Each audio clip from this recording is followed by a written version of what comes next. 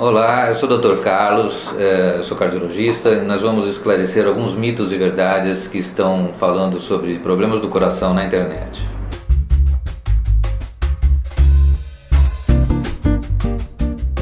Ao invés de reduzir o tanto de sal que eu como, minha mãe tem que comprar sal com menos sódio para eu não morrer do coração.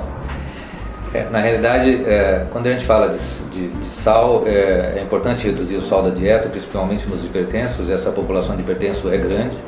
Então, a gente tem algumas opções. Não existe sal sem sódio.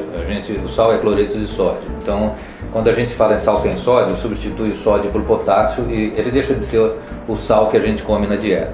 Mas existem outras opções, outras soluções. Por exemplo, os sais orgânicos, esses sais do Himalaia, que são sais com conteúdo menor de sódio, e isso pode ajudar na redução do sal da dieta. Tive um mini ataque do coração porque quase derrubei o celular no chão, mas já estamos bem.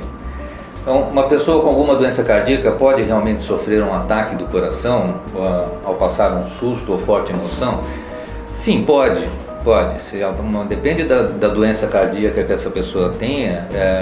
Um susto ou alguma forte emoção, isso normalmente gera uma descarga adrenérgica na pessoa e que leva ela a uma situação de alarme. Isso pode, dependendo da doença que ela tenha, realmente levar a um infarto ou alguma coisa mais grave, sim. Jogar a culpa das doenças do coração em cima da gordura e minimizar os efeitos do açúcar nas pesquisas. Massa, né? Bom, na realidade, não é bem assim. Se você for pensar em algum vilão para o coração, os açúcares são piores. As gorduras, se a gente comparar a gordura saturada com os açúcares de alto índice glicêmico, que é o que a gente encontra no pão, nas massas, nos doces, os açúcares são piores. Se a gente comparar as gorduras poliinsaturadas com esses açúcares de baixo índice glicêmico, as gorduras também levam vantagem. Então, por ordem de vilão, a gente teria assim os melhores do coração: a gordura poliinsaturada, depois os açúcares de baixo índice glicêmico, depois as gorduras saturadas e depois os açúcares de alto índice glicêmico. Coração zerado. Agora é a hora de fazer exercícios. Bom, parabéns pela iniciativa. Vou te dar algumas dicas, principalmente se você já teve algum problema de coração. Existem alguns exercícios que são melhores mesmo para quem já teve algum problema de coração. São aqueles exercícios não competitivos. Então, caminhadas, corridas leves, natação, mas exercícios em que você não coloque a sua alma nele, né? Quando você está jogando uma partida de futebol, jogando uma partida de squash, que é uma atividade intensa e é competitiva.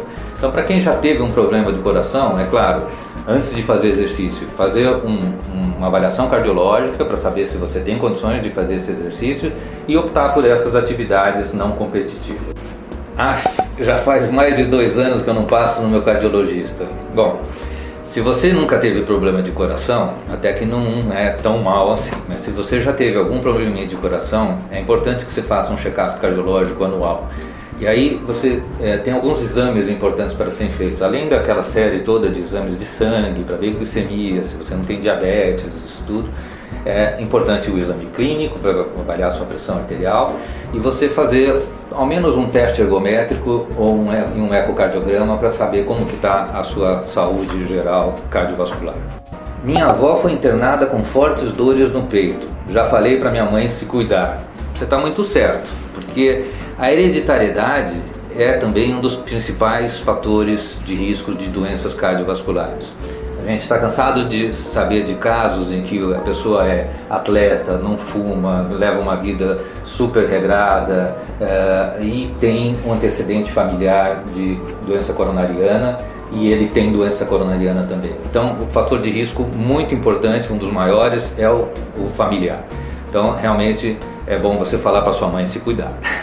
Segundo tempo do jogo e nada de gol. Uma hora eu ainda tenho um infarto. Nós gostamos muito mesmo de ver futebol aqui no Brasil e a gente já explicou o que acontece com o efeito da adrenalina e do estresse no sistema cardiovascular. Mas os problemas cardíacos são mais propensos em homens do que em mulheres? Ainda são. Até a década de 50, mais ou menos, o percentual de infarto em relação a homem e mulher era de 5 para 1. Hoje em dia, com o ingresso das mulheres no mercado de trabalho, sofrendo a mesma ansiedade, o mesmo nível de estresse dos homens, isso está praticamente equiparado. A diferença é que as mulheres, elas têm, quando têm um infarto, elas têm um risco maior do que os homens. Então, os homens costumam suportar um infarto grave até 30%, e as mulheres, em 50% dos casos, têm uma consequência um pouco maior. Além disso, um fator de risco para as mulheres muito importante é o tabagismo associado com os anticoncepcionais. Isso aumenta em 20 vezes o risco de ter um infarto cardíaco. Espero que a gente tenha conseguido esclarecer algumas dúvidas dos nossos internautas sobre os problemas cardiovasculares. Se cuide e até a próxima.